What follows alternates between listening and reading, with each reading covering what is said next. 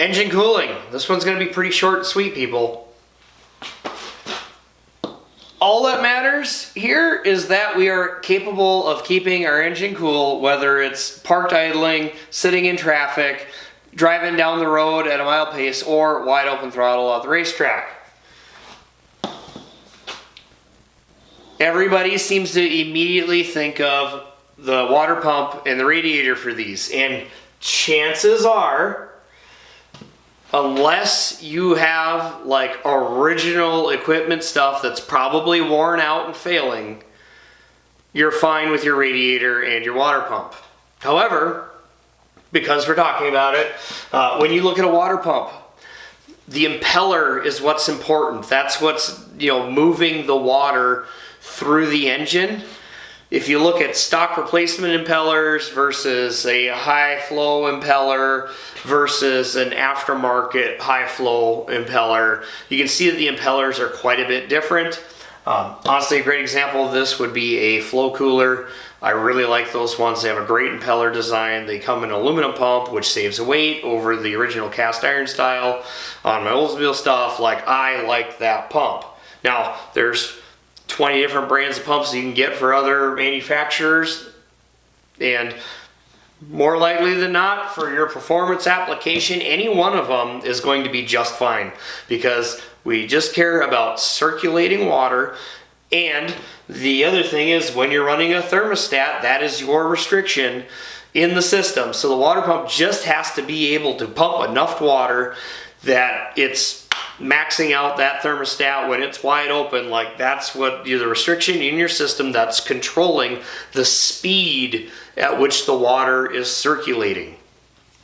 And the speed at which the water is circulating has a lot to do with the cooling efficiency of the system, because if it goes through the radiator too fast and it can't cool down the water, you're just putting warm to hot water back in your engine instead of properly cooled down water.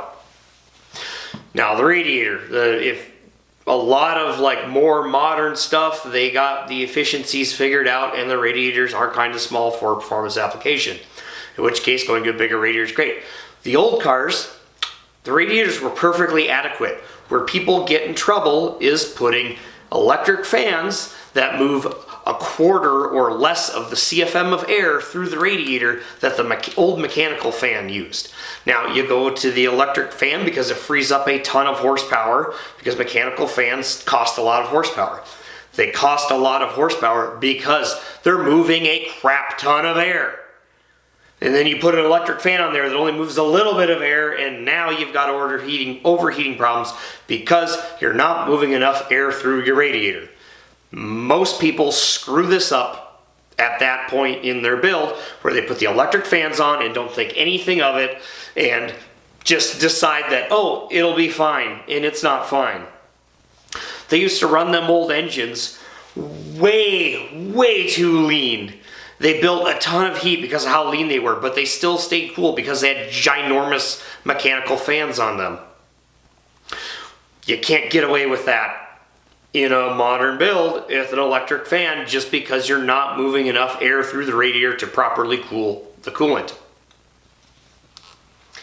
Now, what's most likely the cause of any overheating issues, should you have them, is your tune-up.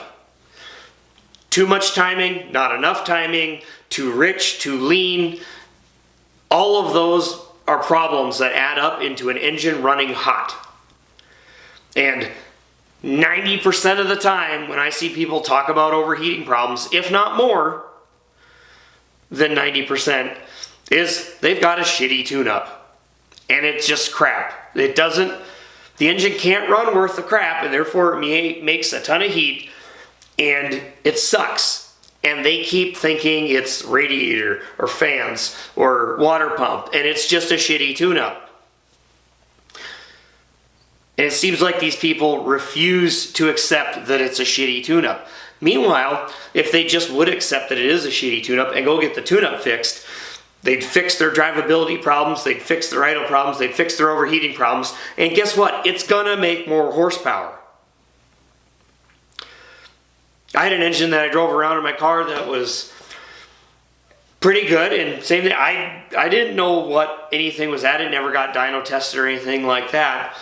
And it would have running a little bit hot issues if it like was stop and go traffic for a very extended period of time.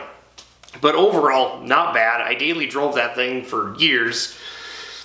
Well, when I finally got it out and put it on the dyno, that engine was running at 17-to-1 air-fuel ratio, which is super, super lean. Like, way leaner than it should be. So, what do? We start putting fuel in it.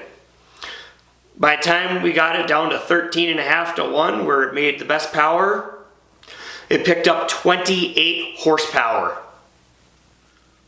off of fuel alone.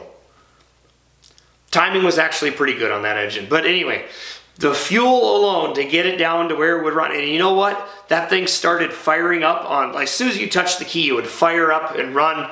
It'd run great. It quit overheating. It was a night and day difference in the way the engine ran as far as a driver, simply by fixing the tune-up.